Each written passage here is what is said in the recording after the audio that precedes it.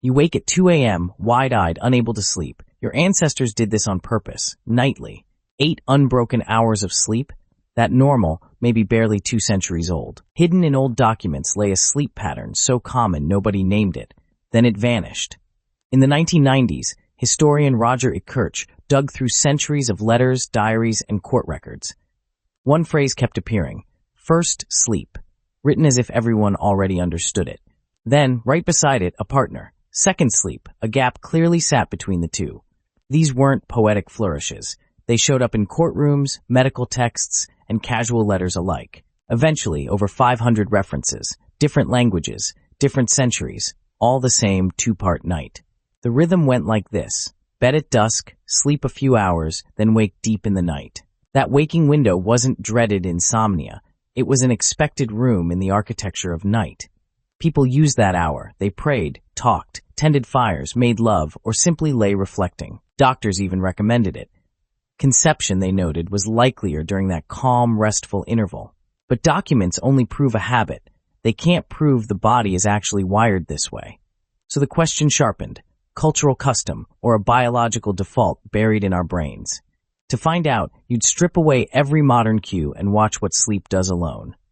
Enter psychiatrist Thomas Wehr, who in the early 1990s designed exactly that experiment. He sealed volunteers inside rooms with 14 hours of pure darkness, a recreated long winter night. At first they simply slept and slept, weeks of long nights, repaying a lifetime of debt. Then, once rested, the data shifted. Nobody planned it. Something new surfaced on its own. Their single block of sleep split cleanly in two, the exact pattern from those old diaries. Roughly 4 hours of sleep, then 1 to 3 hours awake, then several more hours of sleep. And nobody told them to expect it. No instructions. Their bodies reorganized sleep entirely alone. This was strong evidence. The 2-part night may reflect wiring, not just habit. But the experiment hid something stranger. That middle waking window? It wasn't ordinary wakefulness at all. During the gap, bodies sank into a calm, almost meditative state, peaceful, restful, deeply relaxed. Blood tests revealed elevated prolactin, a hormone tied to calm and rest. So this hour was biochemically distinct, a third state between sleeping and being fully awake. So the gap wasn't dead time. It may have served the brain in ways we've since lost. Now 2 threads existed, history suggesting the custom, biology suggesting the capacity, both pointing the same way. If the body may default to it, one question burns brighter than the rest. What switched it off? The leading suspect is light, specifically our long, stubborn conquest of darkness itself. Before cheap lighting, night fell hard and total. There was little to do but sleep. Then, slowly, oil lamps and street lamps crept through cities, pushing the boundary of night backward. Coffee houses opened their doors. Suddenly staying up late wasn't lazy. It was respectable, even fashionable. As bedtimes drifted later, the long night shrank. The room for a midnight gap collapsed. But light did more than delay sleep. It reached inside and dampened our drive to rest. Bright light suppresses melatonin. That's the hormone signaling your brain that it's time to wind down. Then the factories arrived. Their schedules favored one consolidated, efficient block of sleep. No exceptions. And right around this same period, the phrases first sleep and second sleep quietly vanish from the record.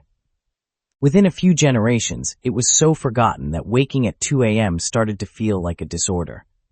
Doctors even named the panic of lying awake midnight. They call it sleep maintenance insomnia. But what if that isn't a malfunction? What if it's an ancient rhythm trying to resurface? Still, skeptics push back hard. Most documented cases come from Europe, not all of humanity. Yet hints of split sleep and deep naps appear in some pre-industrial societies around the world. But the deeper question still lingers. How far back does this pattern actually reach? Look at other mammals. Most sleep in multiple bouts, not one unbroken block. So one continuous 8-hour sleep may look less like nature's design and more like a modern habit. The evidence suggests prehistoric humans may often have slept twice, 2 halves split by a quiet waking hour. That tidy 8-hour block we chase every night? It may be the historical exception, not the natural rule. So that dread at 2 a.m., it may not be a malfunction. It could be an echo of something older.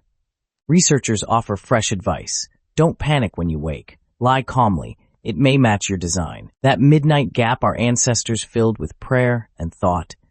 It may have been our most reflective hour.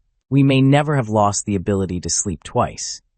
We just built a world too bright to allow it. So next time you wake in the dark and can't sleep, you're not broken. You may be remembering.